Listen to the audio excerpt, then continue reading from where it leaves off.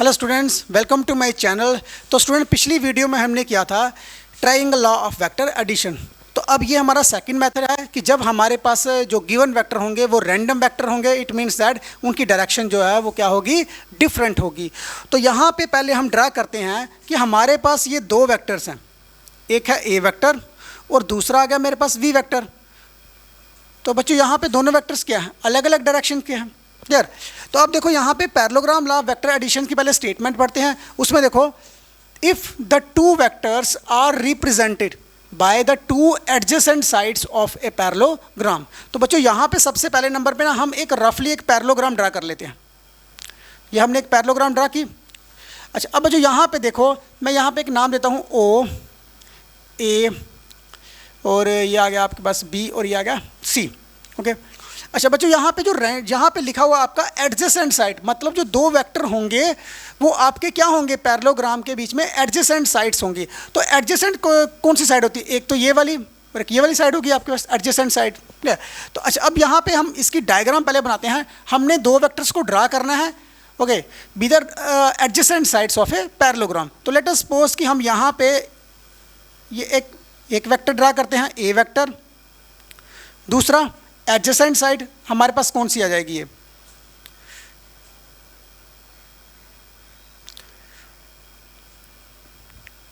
ओ से ए तक और ओ से बी तक।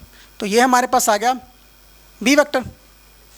स्टेटमेंट में लिखा है, if the two vectors are represented by the two adjacent sides of a parallelogram drawn from a point. Drawn from a point का मीनिंग है कि सेम पॉइंट से आपने दो वेक्टर्स को ड्रा करना है। ये चीज़ क्लियर है बच्चों? अच्छा, अब उसके बाद कहता है देन देयर रिजल्टेंट। अब इन वेक्टर्स का जो रिजल्टेंट आएगा वो कहाँ पे जाके आएगा, is represented by the diagonals of a parallelogram to the same point. कहता है जो रिजल्टेंट आएगा वो भी आपके सेम पॉइंट से ही स्टार्ट होगा, यहाँ से आपके गिवन वेक्टर्स जो हैं वो स्टार्ट हुए थे। तो गिवन वेक्टर तो हमारे ये वाले हैं, ओ ए और O B vector O point से स्टार्ट हो रहा है। तो पहले बच्चों हम क्या करेंगे, इस वेक्टर को बिल्कुल पैरेलल शिफ्टिंग करेंगे इस साइड को। तो ये हमारे पास आ गया पैरेलल शिफ्टिंग करके ओ ए, ये बिल्कुल आपके पास ये आ गया हमारे पास ओ सी वेक्टर। जितनी मैग्नीट्यूड इसका है इतना ही ये है, तो ये हमारे पास क्या आ जाएगा, बी वेक्टर। ओके, यहाँ पे ए वेक्टर है तो बिल्कुल इसका पैरेलल वेक्टर यहाँ पे बनाओ, बी सी वेक्टर बिल्कुल सेम ए वेक्टर आ गया। तो स्टूडेंट, अब हमारे पास यहाँ पे पूरी पैरेललोग्राम्स की डायगोनल जो है वो डायग्राम कंप्लीट हो चुकी है। यहाँ तक बच्चों क्लियर होगा आपको? अच्छा, अब यहाँ पे देखो हमने डायगोनल कहाँ से ड्रा करना है। अब देखो यहाँ पे बोल रहा है यहाँ पे from a point then the resultant vector. अब रिजल्टेंट वेक्टर जब भी आएगा दो वेक्टर्स का आएगा, एक हमारे पास ए वेक्टर है और दूसरा है बी वेक्टर। अब यहाँ पे देखो इसका रिजल्टेंट कैसे ड्रा करना है। रिजल्टेंट आपका इस पॉइंट से स्टार्ट होगा। तो अब ये वाला देखो, ये आपका एक तो डायगोनल बन गया पैरेललोग्राम का, ये वाला देखो, एक तो डायगोनल बन गया पैरेललोग्राम का और दूसरे नंबर पे इन दो वेक्टर्स का बन गया आपका रिजल्टेंट वेक्टर। तो रिजल्टेंट वेक्टर को हम किससे डिनोट करते हैं, आर वेक्टर के साथ। ओके, तो यही स्टेटमेंट में लिखा हुआ है, if the two vectors are represented by the two adjacent sides of a parallelogram drawn from a point. Then कहता है ड्रॉन फ्रॉम ए पॉइंट, एक ही पॉइंट से हमने ए वेक्टर को भी ड्रा किया, बी वेक्टर को भी ड्रा किया। अब हमने इसकी पैरेलल शिफ्टिंग की, जो वेक्टर ओ से लेके बी तक है वही वेक्टर आपका ए से लेके सी तक होगा। अब नेक्स्ट बिल्कुल सेम टू सेम हमने यहाँ पे ए वेक्टर और बिल्कुल उसका पैरेलल वेक्टर ड्रा करना है। यहाँ तक क्लियर है बच्चों? अब जो हमारे पास रिजल्टेंट आया था वो मैंने आपको पहले क्लियर कर दिया कि वो डायगोनल होगा किसका, पैरेललोग्राम का। तो पहले हम यहाँ पे लिख लेते हैं, हम ओ ए वेक्टर, ओ से लेके ए तक वेक्टर हो, जहाँ ओ बी सी वेक्टर हो, तो वो किसके इक्वल में होगा, आपका ए वेक्टर के। अब बच्चों आपको इतना चीज़ तो क्लियर है कि जो पैरेललोग्राम्स की अपोजिट साइड्स होती हैं वो क्या होती हैं, इक्वल होती हैं। ओके, और साथ में पैरेलल होती हैं। ये वाली साइड इसके इक्वल और पैरेलल हो जाएगी। अब नेक्स्ट देखो, यहाँ पे हमारे पास जो ओ से लेके बी तक वेक्टर है, ओ सी, ओ बी और ए सी, दोनों आपके क्या आ गए, बी वेक्टर। यहाँ तक बच्चों क्लियर है? अब यहाँ पे आप देखो, अगर मैं इस पॉइंट से स्टार्ट होता हूँ तो यहाँ से इस साइड तक गया, इस पॉइंट तक गया। अब इस पॉइंट पे पहुंचने के लिए मेरे पास यहाँ पे दो रास्ते हैं, एक तो ये वाला और दूसरा ये वाला स्ट्रेट रास्ता। क्लियर है? तो यहाँ पे मैं क्या लगाऊंगा, अब इस वाली ट्राइंगल में मैं लगाता हूँ triangle law of vector addition. So हमने पहले से किया हुआ है। तो अब देखो यहाँ पे, अब ये वेक्टर इधर भी आ रहा है और इस साइड को भी आ रहा है, और ये देखो ओ से लेके ए और ये सी, ये हमारा ए वेक्टर आ गया, बी वेक्टर आ गया, और ये हमारा रिजल्टेंट वेक्टर आ गया। तो यहाँ पे करो using triangle law of vector additions we get O A vector. देखो यहाँ पे आपके पास आएगा पहले O C vector is equals to O A vector plus A C vector. ये चीज़ क्लियर है? अच्छा, अब देखो हमारे पास यहाँ पे ओ सी वेक्टर क्या है, ओ सी वेक्टर है हमारे पास R vector, O A vector क्या है, A vector plus B vector. तो बच्चों जो इसका रिजल्टेंट आ रहा है वो आपके पास क्या आ रहा है, आपका A vector plus B vector. जो रिजल्टेंट है, रिजल्टेंट चाहे आपका triangle law of vector addition हो या parallelogram law of vector addition, resultant जो है वो आपका R is equal to A vector plus B vector ही रहेगा। ओके, यहाँ तक आपको क्लियर है? अगर हम यहाँ पे इसका, अब यहाँ पे इसका अगर एनालिटिकल मेथड देखें, एनालिटिकल जो इसका मेथड होगा उसमें क्या हम ड्रा करेंगे यहाँ पे, एनालिटिकल मेथड। अब यहाँ पे parallelogram law of vector additions का एनालिटिकल मेथड देखेंगे तो उसमें हमने क्या निकाला, मैंने आपको पहले बताया था कि एनालिटिकल मेथड में हम दो चीज़ें निकालते हैं, एक हम निकालते हैं आर, मैग्नीट्यूड निकालते हैं आर का, और दूसरा उसकी डायरेक्शन का निकालते हैं। ठीक, आर की डायरेक्शन निकालेंगे तो आर की डायरेक्शन तो मैंने आपको सिंपली बोला हुआ है बच्चों कि tan अल्फा निकलता है उसमें हमने। तो अब देखो यहाँ पे अगर हमने यहाँ पे मैग्नीट्यूड निकालना है तो सिंपली यहाँ से इस पॉइंट से अपना एक परपेंडिकुलर ड्रा करो यहाँ तक। अब यहाँ पे इस पॉइंट को मान लो D point, O A B C, और ये पॉइंट को मान लो आप डी पॉइंट। अच्छा, अब बच्चों यहाँ पे ये वाली डायग्राम बिल्कुल आपकी कौन सी बन गई है, triangle law of vector additions में। तो अगर आप इस पूरी डायग्राम को जब आप सॉल्व करोगे तो हमारे पास यहाँ पे जो रिजल्टेंट आएगा, तो रिजल्टेंट तो हमारा पूरा सेम ही आएगा यहाँ पे, जो R is equals to under root A का स्क्वायर बी का square plus 2ab cos theta.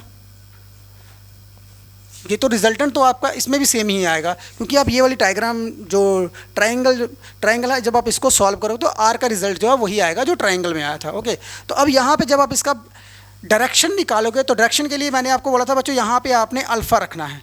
तो अल्फ़ा मीन्स कि जैसे जैसे अल्फ़ा की वैल्यू बढ़ती जाएगी, अल्फ़ा की वैल्यू यहाँ पे बढ़ती जाएगी, वैसे वैसे आर की डायरेक्शन भी चेंज होती जाएगी।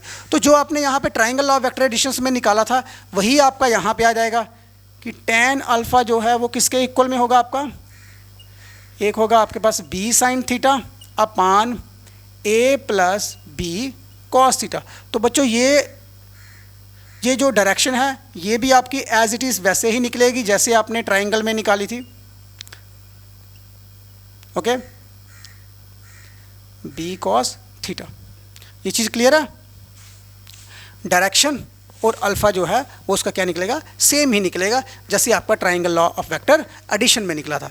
अच्छा, अब बच्चों यहाँ पे एक तो ये चीज़ क्लियर हो गया कि अब triangle law of vector additions और parallelogram law of vector additions में जो आपका रिजल्टेंट है, रिजल्टेंट वेक्टर होगा, रिजल्टेंट जो आर होगा और दूसरा अल्फ़ा जो है वो पूरी तरह से बिल्कुल सेम टू सेम ही रहेगी आपकी। ये चीज़ क्लियर? अब जो उसके स्पेशल केस है यहाँ पे आपका थीटा इक्वल्स टू 0 होता है, थीटा इक्वल्स टू 90 है और थीटा इक्वल्स टू 180 है, तो उनके जो आंसर है वो भी आपके पूरे सेम ही रहेंगे। ओके, यहाँ तक ये चीज़ क्लियर है बच्चों?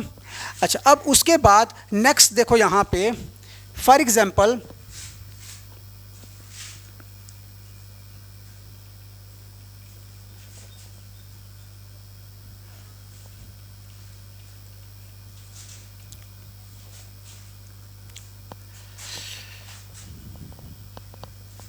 यहाँ पे हम ना एक न्यूमेरिकल करते हैं इसका। न्यूमेरिकल देखो, न्यूमेरिकल भी इतना टफ नहीं है, बस आपने आराम से करना है, इस चीज़ को समझ के करना है। अच्छा, मान लो यहाँ पे हम एक एग्जाम्पल में हम मानते हैं यहाँ पे कि एक पर्सन है, ये उसका स्टार्टिंग पॉइंट है, इसका क्या है, स्टार्टिंग पॉइंट। तो स्टार्टिंग पॉइंट ओ से, अब मान लो कि वो ओ से लेके ईस्ट वाली साइड जा रहा है, अब मैंने बोला कि ओ से इस ओरिजिन पॉइंट से वो ईस्ट वाली साइड जा रहा है 10 मीटर। ओके, तो पहले आप बच्चों यहाँ पे एक डायरेक्शन लिखते हैं। ओके, अच्छा, let us suppose that a person is moving from origin point two the east. अब वो ईस्ट की तरफ जब वो जाएगा तो मान लो कि वो कितना गया, 10 मीटर गया। ये चीज़ क्लियर? अब कहता है कि ईस्ट से जब वो लेफ्ट की तरफ मुड़ता है, कि लेट अस सपोज कि वो पर्सन जो है वो अपने ईस्ट डायरेक्शन से लेफ्ट वाली साइड जो है वो टर्न लेगा, और कितना एंगल का टर्न लेगा, 60 डिग्री का एंगल का टर्न लेता है। तो यहाँ पे मान लो कि ये वाला इस साइड को जब वो गया तो इस साइड भी वो कितना गया, 10 मीटर्स गया। अब यहाँ पे देखो कि थीटा कितना आएगा यहाँ पे। अगर आप यहाँ पे इसको स्ट्रेट लाइन करते हो तो ये वाला देखो, ये वाला जो एंगल है ना, एंगल यहाँ पे कितना आ रहा है, 60 डिग्री। मैंने बोला कि जो एक पर्सन है वो बिल्कुल स्ट्रेट मूव कर रहा है, 10 मीटर तक गया। 10 मीटर पे जाने के बाद आगे वो ईस्ट से 60 डिग्री का वो टर्न लेगा, और टर्न लेगा लेफ्ट वाली साइड को। तो जब वो टर्न ले रहा है लेफ्ट की साइड, तो वो कितना मूव किया उसने, 10 मीटर किया है। ओके, अच्छा, अब यहाँ पे इतना आपको क्लियर हो गया कि यहाँ से ओ से ए रख लो और ए से यहाँ पे बी तक रख लो ये पॉइंट। अब यहाँ पे बच्चों, अब एक नेक्स्ट पर्सन है, दूसरा पर्सन जो है वो इसी सेम पॉइंट से जाएगा इस पॉइंट तक गया वो। तो बच्चों अगर हम यहाँ पे triangle law of vector addition से देखें तो ये तो हमारा क्या बन जाएगा, रिजल्टेंट बन जाएगा। अब अगर हम यहाँ पे triangle law of vector addition लगाएं तो हमने यहाँ पे दो चीज़ें निकालनी है। एक तो निकालना है कि हमारा आर कितना है, दूसरा हमने निकालना है कि इस आर की डायरेक्शन जो है विद रिस्पेक्ट टू ईस्ट जो है वो कितनी है। विद रिस्पेक्ट टू वो जो पर्सन ईस्ट की तरफ जा रहा था, वो आगे जब वो रिजल्टेंट दूसरा पर्सन जब यहाँ से इस पॉइंट से बी तक जाएगा तो वो किस डायरेक्शन में होगा। ठीक है, अब हमने वो निकालना है। अब यहाँ पे देखो, जब आप आर निकालोगे तो एक चीज़ यहाँ पे देखो, जो हमारे पास ओ ए है वो हमने डायग्राम में क्या लिया था, ए लिया था। तो ए आपका कितना आ गया, 10 मीटर। तो ए से बी तक हमने क्या बोला था, बी वेक्टर है, तो वो भी कितना आपका आया, 10 मीटर आ गया। यहाँ पे थीटा आपका कितना आया है, थीटा आपका आ रहा है 60 डिग्री। ओके, तो बच्चों अब यहाँ पे हम लोग क्या करेंगे कि इसका जो डेरिवेशंस है आप उसको पहले लिखो। R is equals to under root A का स्क्वायर बी का square plus 2ab cos theta. जहाँ तक ये चीज़ क्लियर है बच्चों? ओके, अच्छा, अब इसकी यहाँ पे सभी की वैल्यूज़ लगाओ आप। यहाँ पे ए का स्क्वायर देखो, ए कितना है आपका 10 का स्क्वायर, बी कितना आपका 10 का स्क्वायर प्लस 2ab मतलब 10 इंटू 10 कॉस 60। अब आप यहाँ पे इसको सॉल्व करो तो कितना आ रहा है आपका 10 का स्क्वायर, और 10 का स्क्वायर कितना आएगा आपके पास यहाँ पे 100 प्लस 200 कॉस 60 कितना है आपका। अब बच्चों यहाँ पे एक चीज़ नोट रखना कि कॉस 60 जो है वो इक्वल्स टू साइन 30 होता है, और साइन 30 तो आपको पता है 1/2 होता है। ये चीज़ क्लियर है? अच्छा, अब यहाँ पे आप इसकी वैल्यू लगाओ, 1/2 लगा दो, तो 2 के साथ ये 2 कैंसिल हो जाएगा। तो हमारे पास यहाँ पे कितना आया 100 प्लस 100 और प्लस 100 कितना बन जाएगा आपके पास 300। अच्छा, अब बच्चों यहाँ पे जब आप इसकी रूट की वैल्यू निकालोगे ना 300 की अप्रॉक्सीमेटली रूट की जो वैल्यू आएगी, जब आप इसको सॉल्व करोगे तो ये आएगी आपके पास 17.3 मीटर। तो यहाँ पे देखो कि अब जो पर्सन इस साइड को जा रहा है, इस साइड से इस टर्न किया है, तो इस पॉइंट तक पहुँचने के लिए यहाँ से जो पर्सन जाएगा उसने कितना डिस्टेंस कवर किया, 17 जो उसने डिस्टेंस कवर किया है वो कितना डिस्टेंस कवर किया उसने 17.3। ये चीज़ क्लियर बच्चों? अच्छा, अब उसके बाद देखो यहाँ पे जो नेक्स्ट है आपके पास डायरेक्शन। अब हमने यहाँ पे डायरेक्शन निकालनी है। मेन क्वेश्चन आपका यह है कि अब हमने डायरेक्शन किस तरह से निकालनी है। तो डायरेक्शन के लिए पता है आपको बच्चों कि tan अल्फ़ा, तो ये हो गया आपके पास alpha, tan alpha is equals to b sin theta